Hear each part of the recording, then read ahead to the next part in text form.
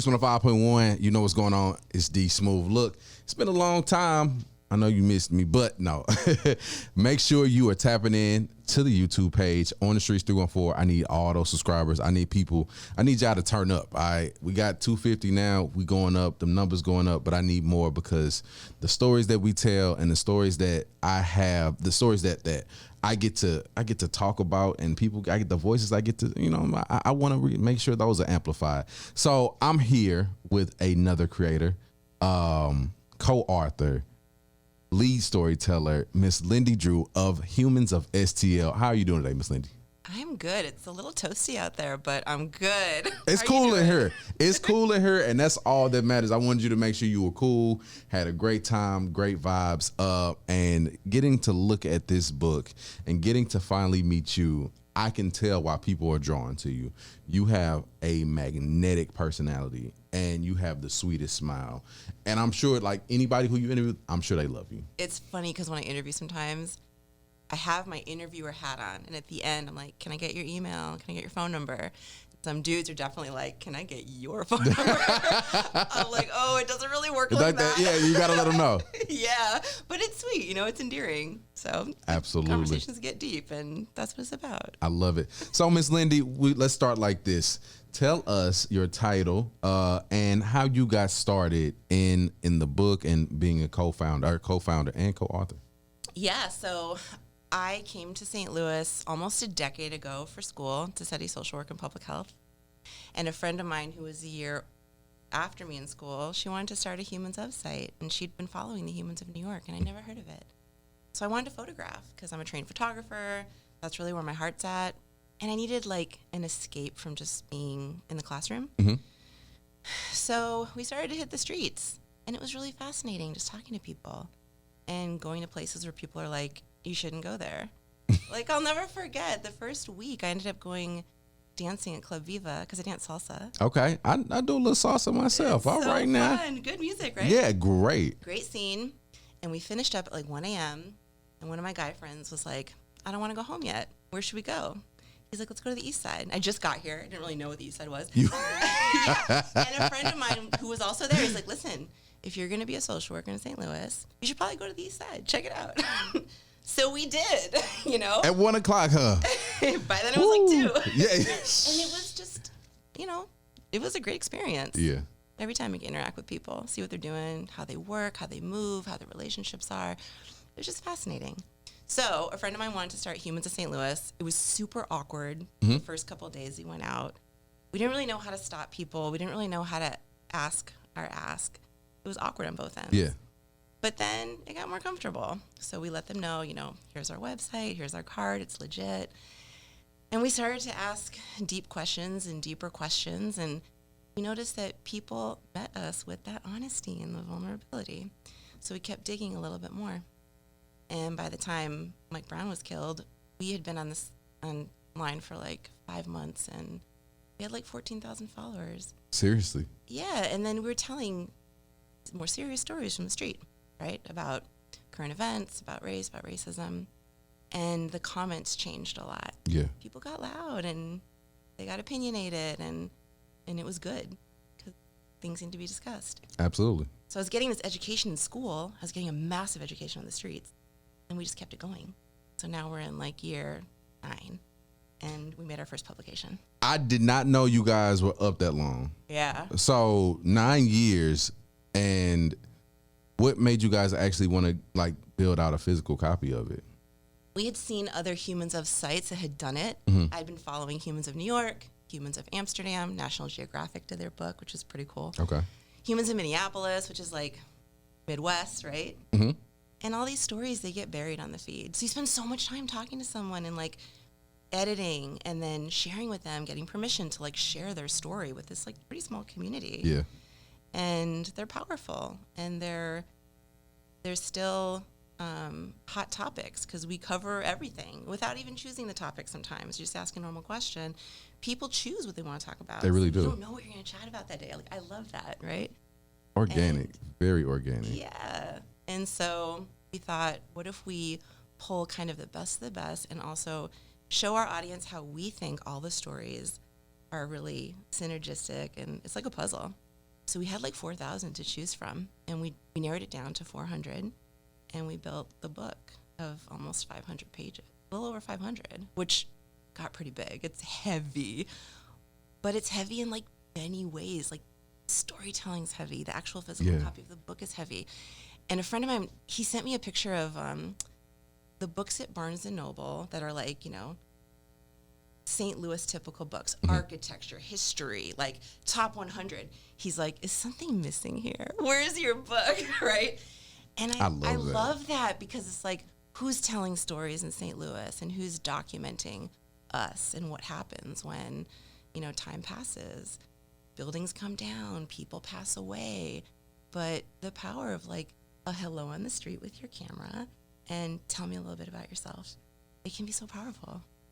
I love the fact that you said 4,000 people, and you were able to narrow it down to 400.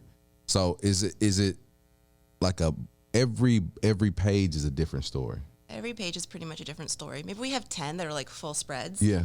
And like the cool thing is we had 2 editors work with us. Yeah. And it was really important for me and my team to hire people from St. Louis, to keep the money in St. Louis as best we could. Thank you so much for that. It's important. It's a very big deal, important. so that things like this can continue, so they can do their art, right?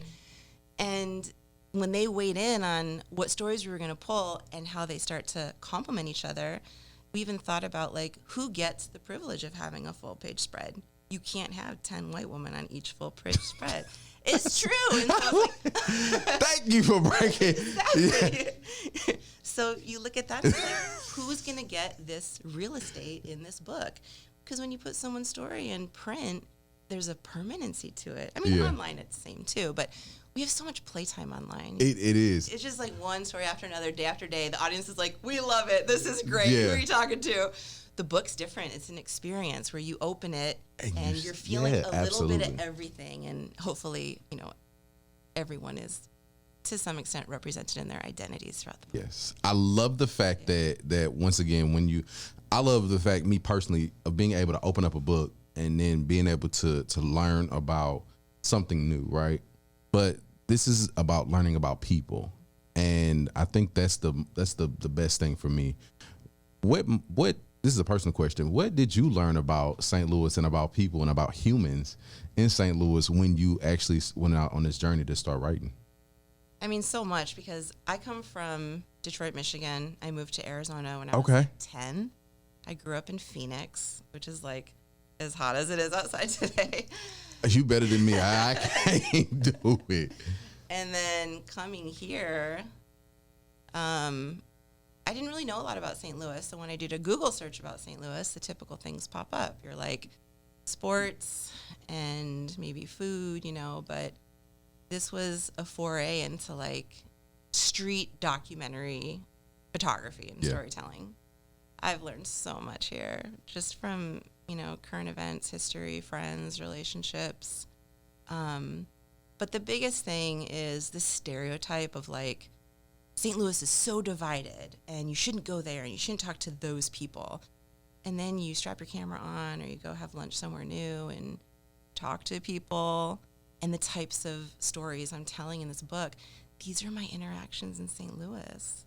And I know that's not everyone's, you know, interaction, because there's a lot of stories to tell, good, the bad, the ugly.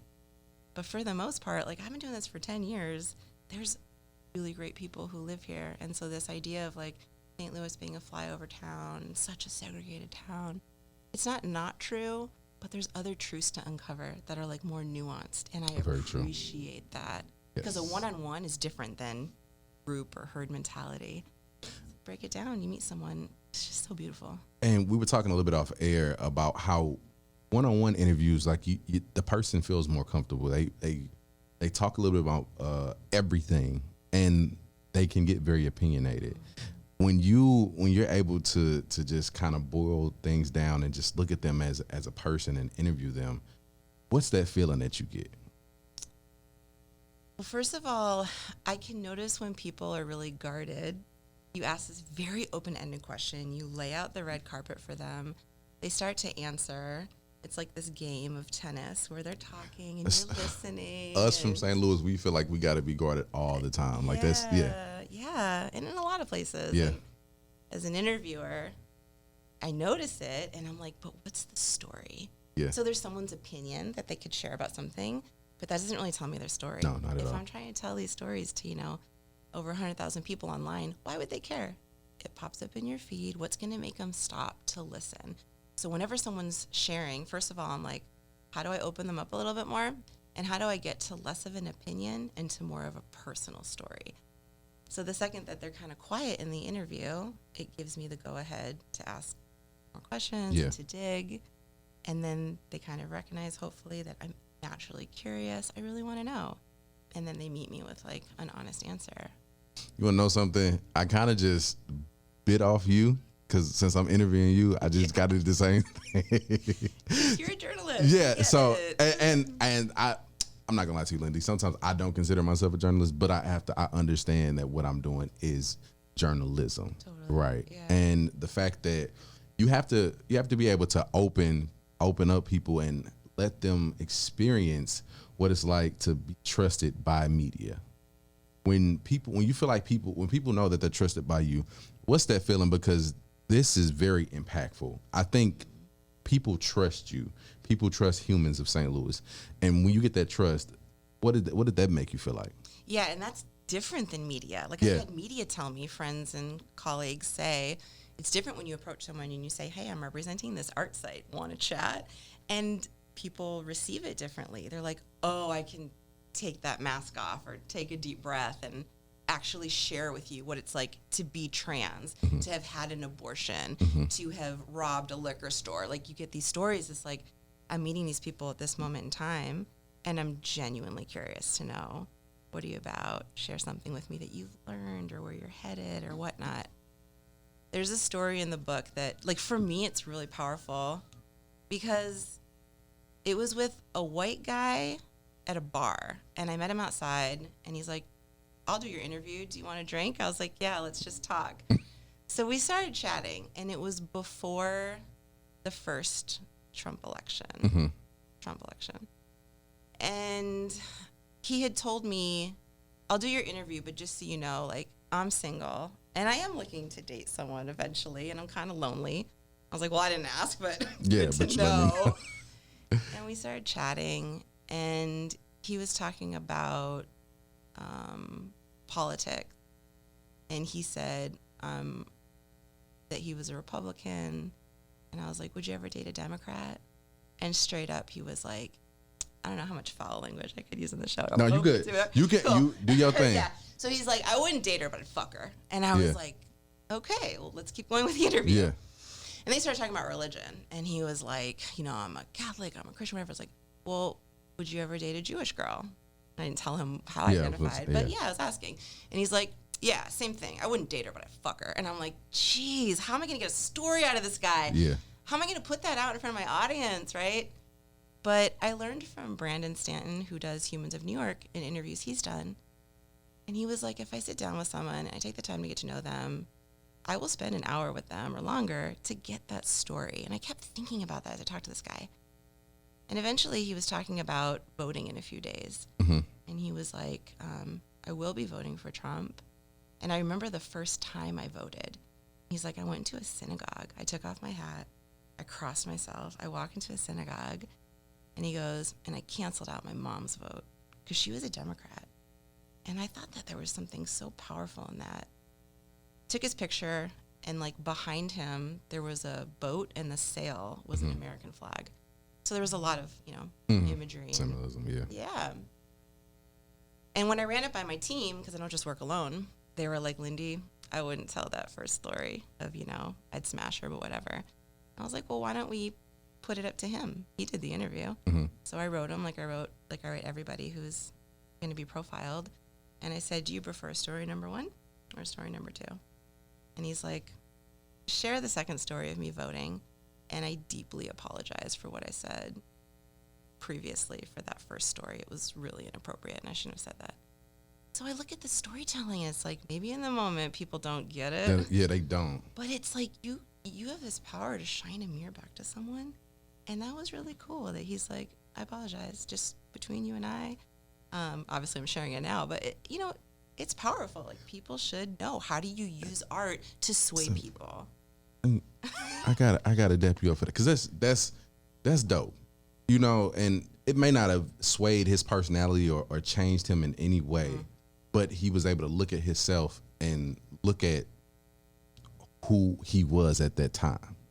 And I think that's beautiful. And I think that's literally what humans is and being able to look at somebody and have an unjudgmental, unbiased opinion or look at them, right? And I think that's beautiful. You got to shout out your team, because I definitely want you to make sure you acknowledge them. Yes. But I got to ask you a personal question. Yeah. What hoods have you been to in St. Louis? Because you said you've been a lot of places in St. Louis. Have you been in?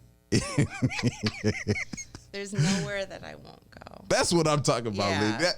There's nowhere I'm not going to go. I mean, before I came to St. Louis, I told you where I lived. But yeah. I backpacked around Europe. I lived in South America for 3 years. Oh, my God.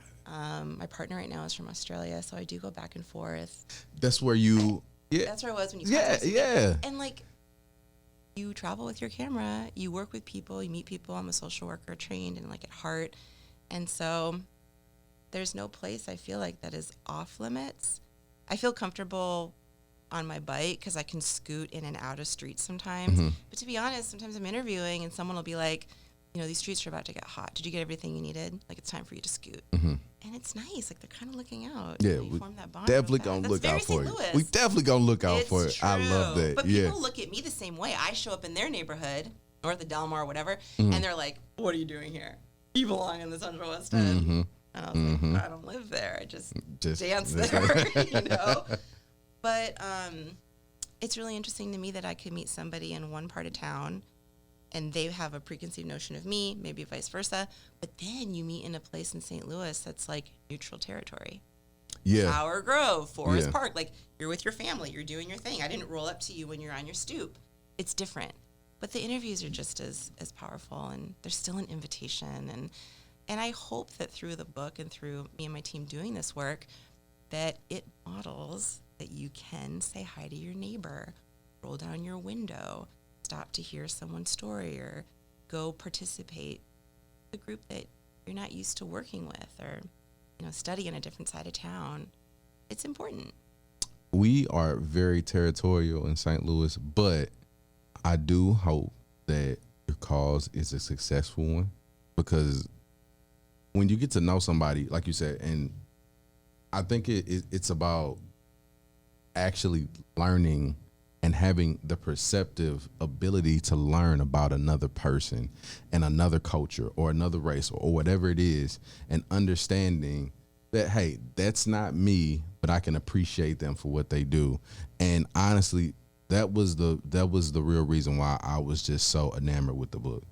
It's because humans as a word is all of us. And to be able to boil it down to just that simple thing was the best to me. So I just wanted to compliment you. I know I didn't know New York had one. Shout out to New York, and everybody else had one, but that really attached me to the book, and to you being the co-founder and also to your team. So let us know who the team is behind it, and you can shout them out as well. Awesome. Well, thank you, first of all. That's neat that you heard of Humans of St. Louis before some of these other ones. It's crazy. There's hundreds of them, and we're just like piggybacking off of something that worked really well for New York and made it our own. So that's pretty cool. I co-founded the project with Carolyn Fish, who has since moved on. Shout out to New York, where she's at. And shout out to that's my city right there, man. I love New York. We brought my bestie, Dessa Summerside, on board. So we met as volunteers in Chile. She happened to be from Arizona, and then she applied to come to school here. I kind of followed her trajectory, and I came to the same school the year that she graduated. And when she moved back here, she's like, I really want to stay involved. What can I do? Brought her into the team, co-wrote the book together, obviously. So she was a huge part of just gluing it all together, making sure that the heavy stuff happened, like the fundraising, the conversations, the quality, the printing. We lost our printer during COVID. Did you? They ran out of paper. They're like, we don't have paper to print a book your size, so you're going to have to find a new one. Yeah. So we did in China.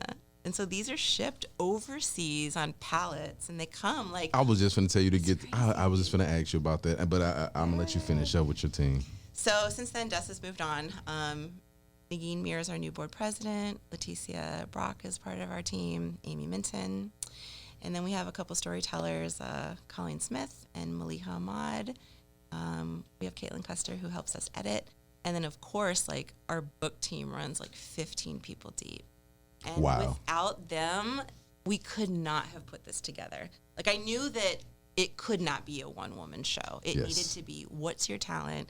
Because I don't design. I edit, but I don't book edit. We needed help from folks to run our Kickstarter that, like, infused the project. And it was not easy. It was, and then COVID hit. It was not easy. But it's a blessing to be here now and sell out of our first print run. That was 3,250 books. Congratulations. Remember, that's amazing. It was so good. That's amazing.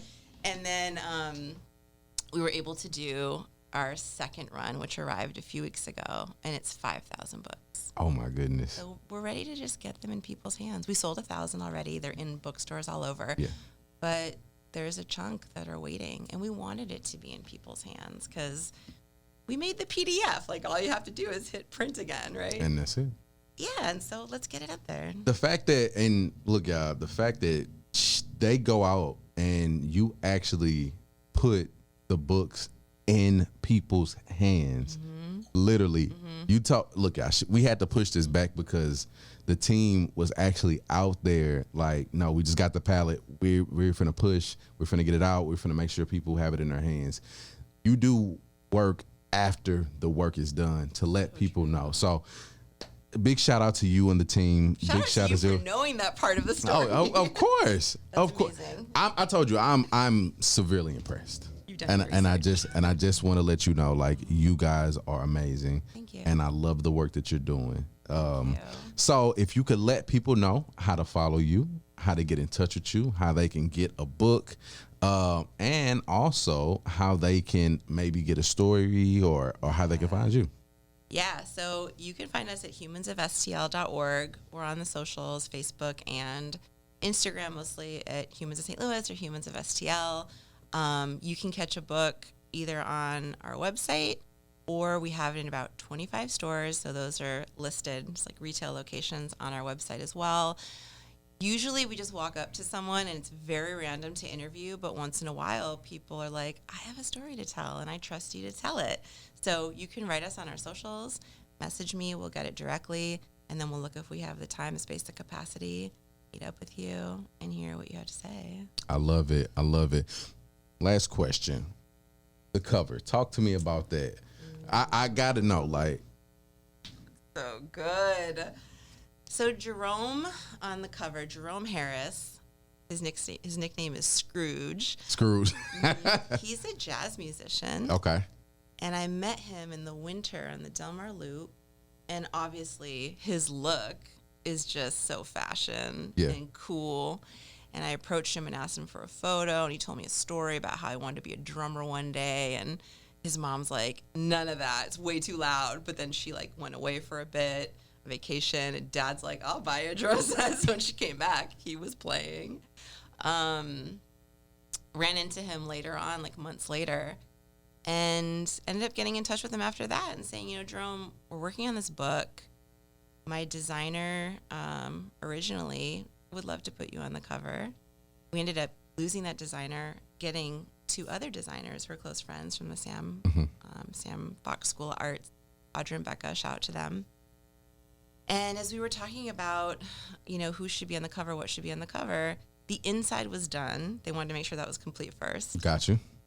And then it was like, okay, we're going to give you 4 options for what should be on the cover. And the first options they gave us were not people. It was the arch. And as we got together as a group, we're like, okay, yeah, it is a St. Louis book, but it's kind of cliche. Yeah, I was just going to say, cliche. You know, all the things. Yes. And like, this is a book about people. We got to put someone on the cover, if not a collage, but a collage is a bit much. So we went back to Jerome's picture, and it's just so powerful. And really is. Yeah, like the really glasses, is. the look, it speaks to the book. So Des and I got together, and we offered the designers some feedback, which they were awesome about. That's what I love. It was so synergistic, and like, I help you, you help me. What do you think? How can we make it work?